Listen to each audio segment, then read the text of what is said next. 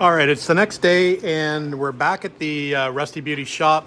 Elin's back on the TR3 project. I'm not going to show you too much of that because I don't want to spoil his video. But he's making progress. He's got the new sill in, or the new inner sill in at least. And he's just fitting up the doors to check the gaps. But again, wait for his video. Looking forward to it. Anyway, we were back on the 1962 Triumph TR4 engine that we pulled out of the car yesterday, and we've got it here up on the stand ready to start being disassembled. Quick note, obviously we removed the transmission yesterday and the clutch, and before we put it up on the stand we went ahead and we took out the fasteners for the rear main seal housing, so it's just a little bit easier before you put it up on the stand. So I just wanted to make quick note of that those are out and put away for safekeeping. So I think what we'll do first is we'll start just stripping some of the ancillary components that are left on the outside of the block, like the oil filter housing, like the water pump, like the crank pulley and the snout, for example, before we start stripping it from the top. We'll do the rocker shaft after that, and so on and so forth. So let's get crack-a-lacking and break this thing down into little pieces. All right, I think the first thing I'm going to do is remove the distributor gear and the oil filter housing. So we'll go ahead and we'll do that now. I'll throw you on time lapse for that.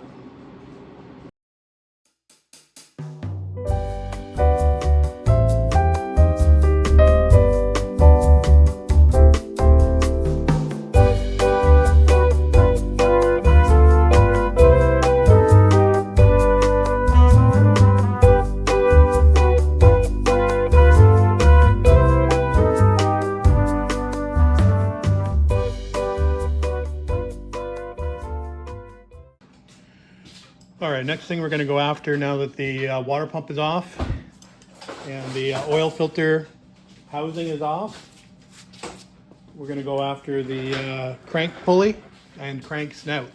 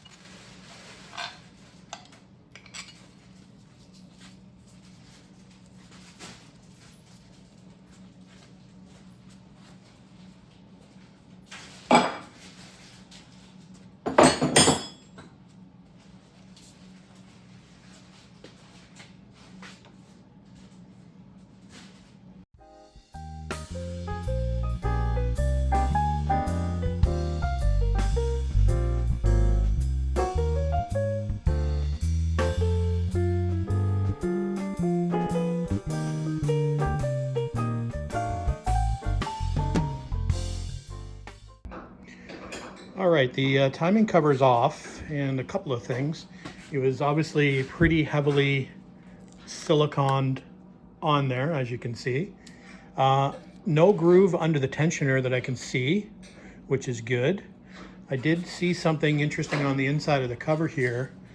So this little washer, which is supposed to go over top of this stud, that didn't quite make it in the right orientation, so you can see it sort of just glued with silicone to the opposite side, basically, of the hole.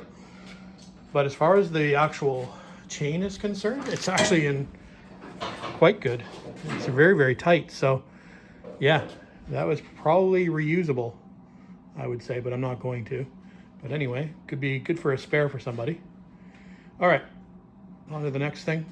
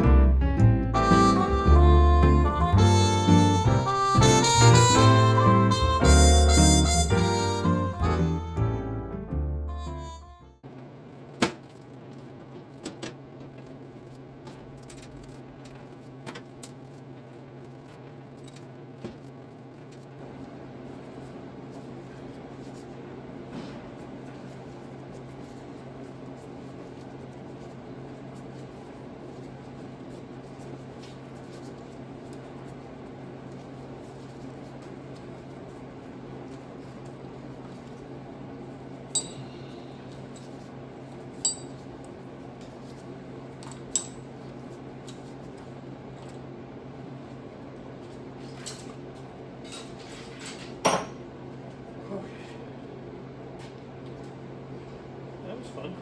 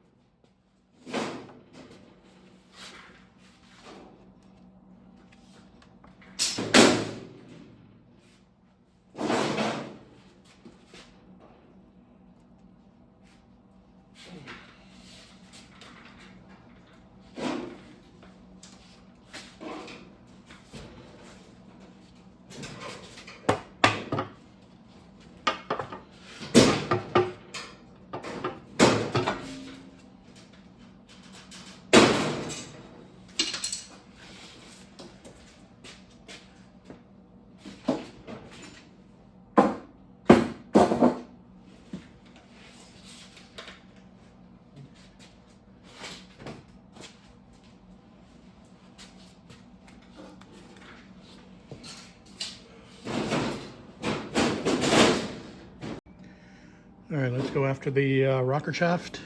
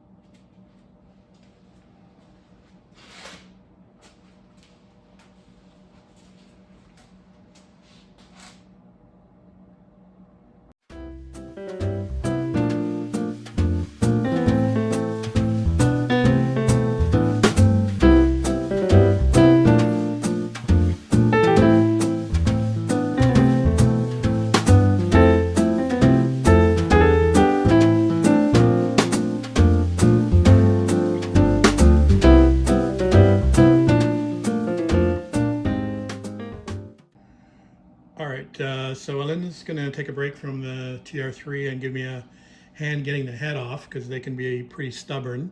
So we're just going to flip it over. I've got two nuts loosely fitted here on the head, so if it drops, it's going to retain it. But we've got the lead hammer standing by. We'll do our best to get that off. Hopefully it'll cooperate. If you haven't watched the last video of Elin taking a head off of a TR4, I was kind of laughing because maybe I'll put a link to it. But he actually walked the head off. There was one stud that was stuck, and he actually walked the whole head off the block. So that was kind of fun to watch. Anyway, I'll put you on time lapse, and maybe we'll get a little bit luckier than that.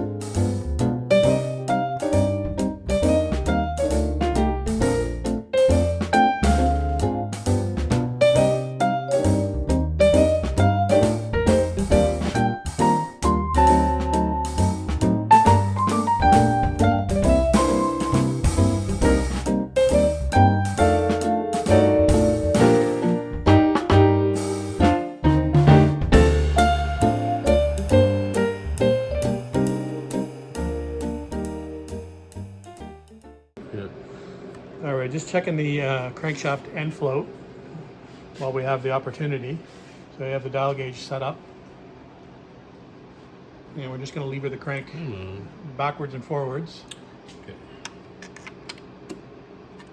So look like 11. Yeah. And the spec is 6 to 8 on this. Yeah. So Hopefully the washers are still warm. there? Hopefully they're warm on the trunk. Yeah. All right. All right. So one interesting thing we noticed right away when we opened this up is that none of the tab washers are actually bent over. They're bent over on one side, but not on the other, and they're on all the connecting rods.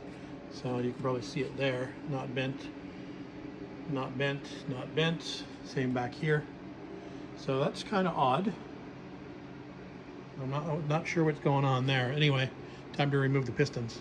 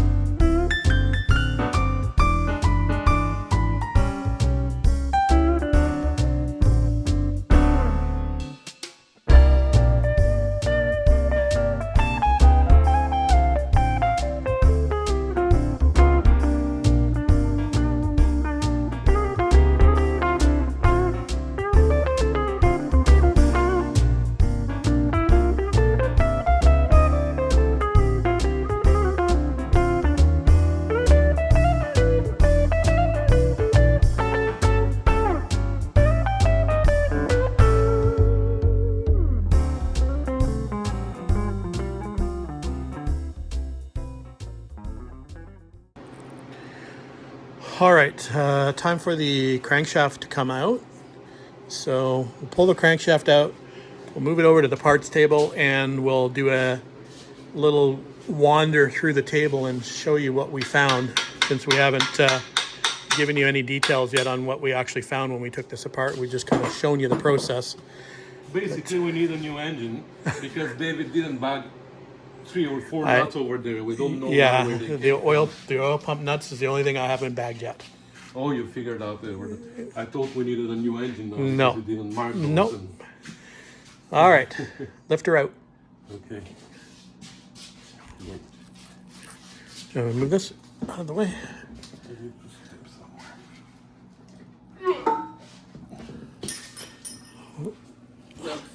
Extra parts that we don't need.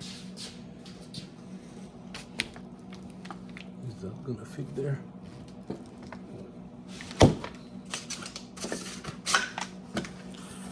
All right, we're back in a minute. Okay, let's go through the table and show you what we found. Now, as far as the crank is concerned, we think the crank looks pretty good. We don't see anything deep scratching, but we do feel a little bit of raised surface where the bearing doesn't ride. Yeah, so here actually it is pretty smooth on the front, but Yeah. here at the back, Yeah. you can definitely feel this part. So Yeah. this is the original size, and here you can feel that it's lower. So did I mention they're the original bearings in here already? I don't think I did. Yeah. So the original bearing, so hasn't been cut at all.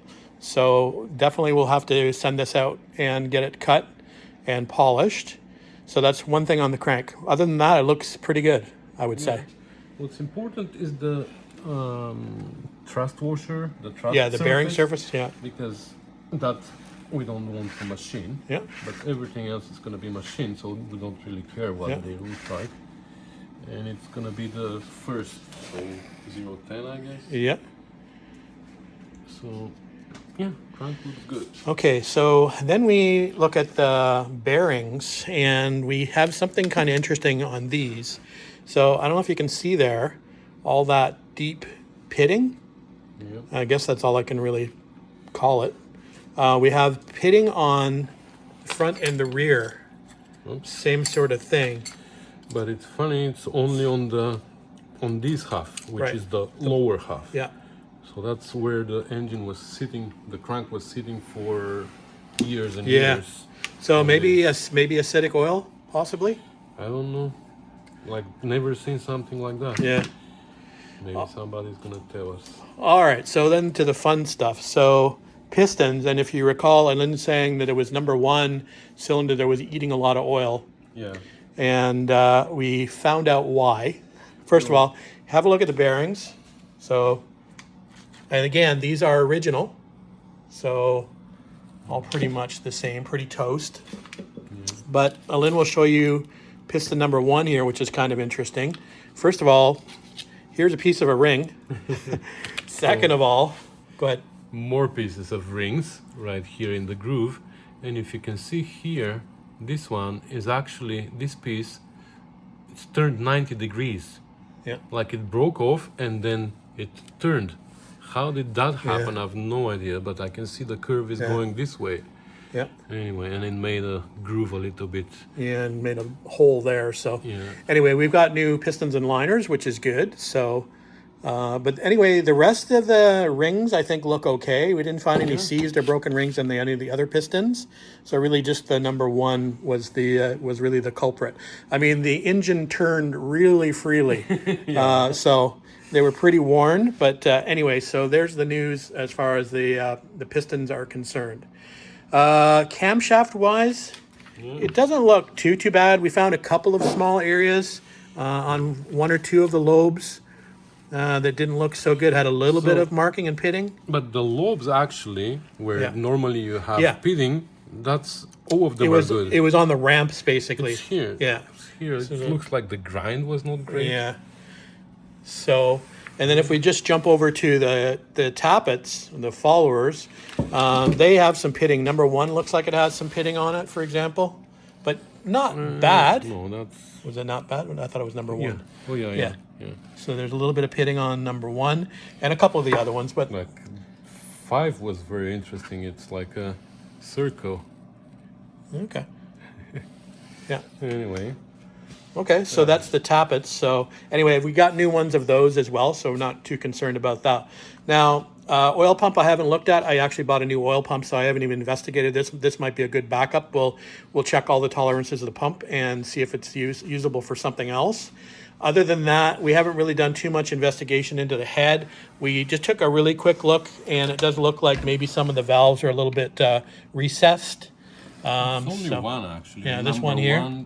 This Yeah. the exhaust. So I think it's a good idea to install hardened seats. So Yeah, we'll probably put hardened seats in. We'll have new valves for this as well. So I'm not sure if I'm going to get this skimmed a little bit, maybe just skim for flatness, but I haven't decided on that yet. And I haven't bought anything as far as springs or valves for the head yet. So that's yet to be determined. So camshaft, I don't know if I mentioned going back to the camshaft, we actually bought a new fast road camshaft for this car. So we don't really need this camshaft anyway, but we just wanted to investigate what it looked like coming out of the car. So I think that's pretty much about it. We talked about the bearing surfaces here for the crank actually look pretty good on this side. Just the other side didn't look very good. Yeah. We haven't taken out the liners yet, but we got a piston and liner kit, so we're going up to 87 millimeter liners for this car. So we'll see if we can get these out. We'll get a piece of 2x4, and we'll see if we can punch these out at some point in time. I'm not sure if we're going to do it today. But anyway, there's losing my voice. There's the overview of the TR4 engine. So I guess we'll leave it there for now. Hopefully that answers our questions. Hopefully answers some of your questions. And I guess next thing will be to start cleaning things up, getting things painted. Oh yeah, the rocker shaft, I haven't really taken a quick look at, but we'll investigate. We talked about possibly getting new rocker tips or rocker arms. Yeah. They look pretty worn. And the rocker shaft, I'm pretty sure we'll probably end up getting a new rocker shaft for it as well. So that'll be part of the cleanup. But we have a bin of parts to go through there, start cleaning up and painting. And of course, we need to get the block all cleaned up and painted as well. Well, once we punch the liners out, we'll have a look and see how much debris is inside the cavities around the liners. And hopefully we'll be able to clean that out a little bit, maybe take it to a car wash with a high pressure sprayer or something like that. We'll see. We haven't decided on what we're going to do with that yet. All right, so I think that's it for now. You agree?